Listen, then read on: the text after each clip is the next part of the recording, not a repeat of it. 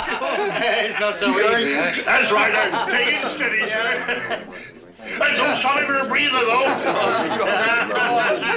You won't do it, you won't do it. Go on, sir, that's good. It's no good, that's as much as I can manage. Very good try, sir. Very good. Oh, well, drinks all round again. Oh, thank you, sir. He's just bought drinks for everyone. I know. Charles is far too extravagant. A few shillings. We can afford it. But that's not the point. You've got your disapproving expression on again, Helen. What is it this time? Well, I know it's none of my business, but that was the third time you supplied everybody with drinks. I know. They don't appreciate it, you know. They just think you're a fool. Helen, what I do for my own satisfaction, nobody else's. Or what about you, Alan? Do you disapprove of your younger brother's misplaced generosity? I long ago gave up approving or disapproving of what you do. That's a sensible fellow. You see, Helen, Alan knows that I'm incorrigible. He accepts the fact. Now, why don't you? Foolishness is foolishness. And now, as we have to all get up very early tomorrow morning, I suggest we go to bed. I think that's a very good idea.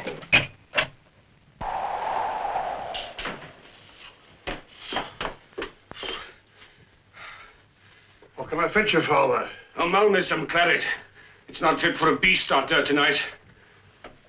Well, what are you all looking at? Garlic to keep out the bogeyman. There is no bogeyman anymore. And if there was, this wouldn't keep him out. Can't you get it into your thick skulls it's over? Finished these past 10 years. Ladies, may I warm myself by your fire? Of course. Charles, let the father sit by the fire. I prefer to stand, thank you.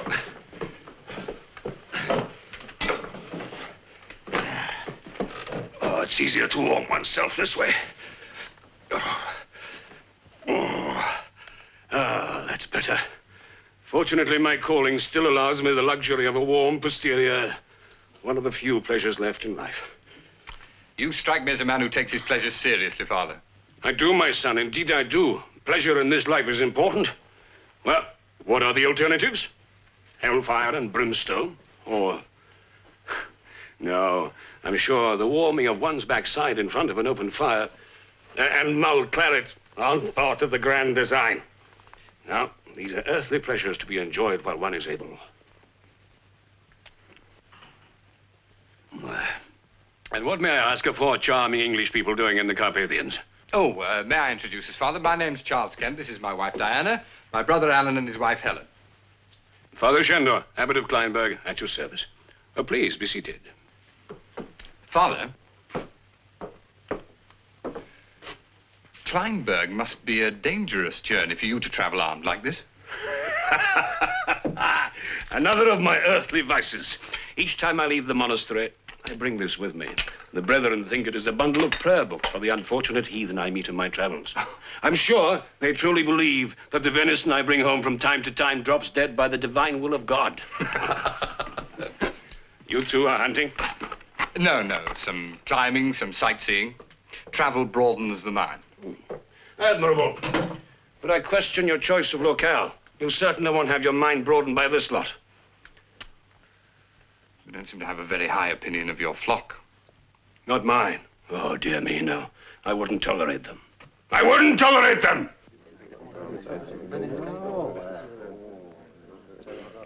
You will find things very different at Kleinberg. I hope that you will visit us there.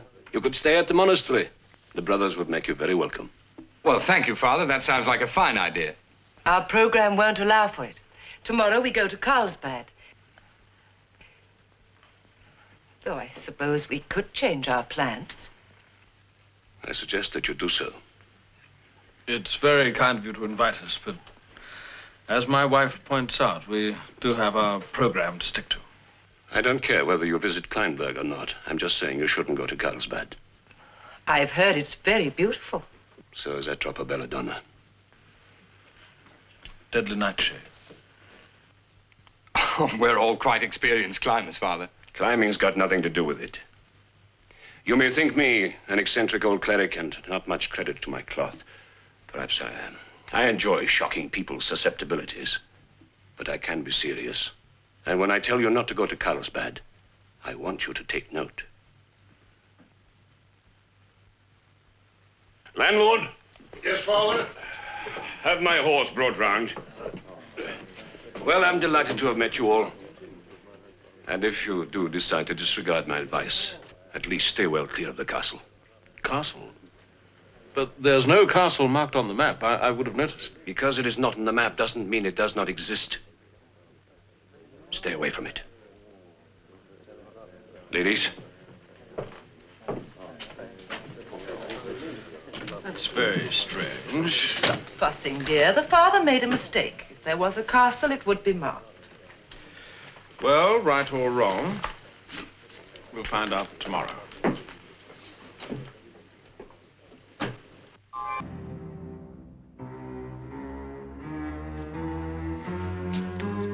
Oh, grandfather, I'm sorry.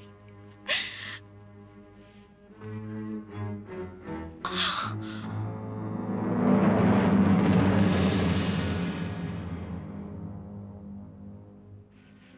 Put this round your shoulders.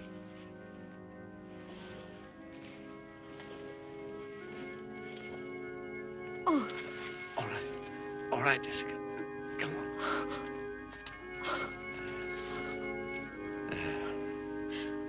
That's all right, Jessica. Jessica. Requiescat in pace, ultima. Oh.